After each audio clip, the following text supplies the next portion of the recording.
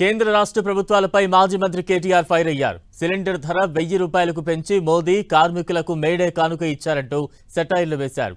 రాష్ట్రంలో అడ్డగోలు హామీలిచ్చి అధికారంలోకి వచ్చిన కాంగ్రెస్ హామీల అమలులో విఫలమైందని విమర్శించారు.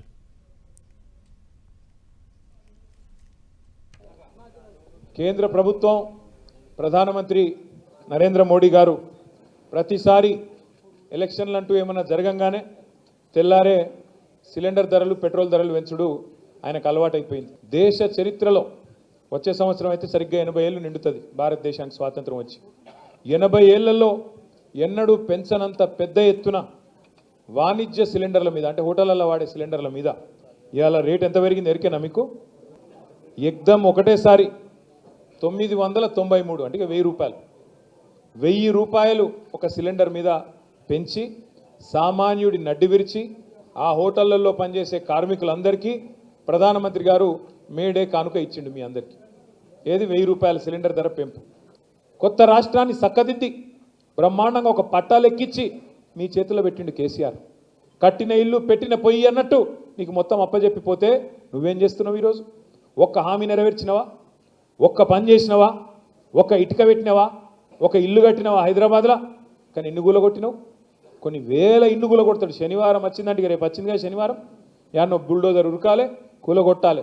ఏమయ్యా ముఖ్యమంత్రి గారు, వాళ్ళు పేదవాళ్ళు ఏడుస్తున్నారంటే వాళ్ళ ఏడుపులోనే నాకు పైశాచిక ఆనందం ఉన్నది, నాకు తృప్తి అనిపిస్తున్నది, సాడిస్టిక్ ప్లెజర్ ఉన్నది అని మాట్లాడుతున్నాడు. ఈసొంటోని చూసిరా ఎవరన్నా మీరు? వాడెవడ ఉండనట్టు ఇదివరకు హింసించే రాజు పులకేశి అని ఒక అట్లున్నాడు. ఈయన కూడా సేమ్ టు సేమ్, వాని తీయరాదు విని పెట్టరాదు. గసొంటి ముఖ్యమంత్రి ఇవాళ మనకు దొరికినాడు. అంటే ఎంత దౌర్భాగ్యపు పరిస్థితి అంటే 100 రోజుల్లోనే 6 గ్యారంటీ, 100 రోజుల్లోనే మొత్తం చేస్తా. ఎలక్షన్లకు ముందేమో దాన వీర శూర కర్ణ, ఎలక్షన్లు అయిపోయినాకనేమో కుంభకర్ణ. మర్చిపోయింది ఆగం.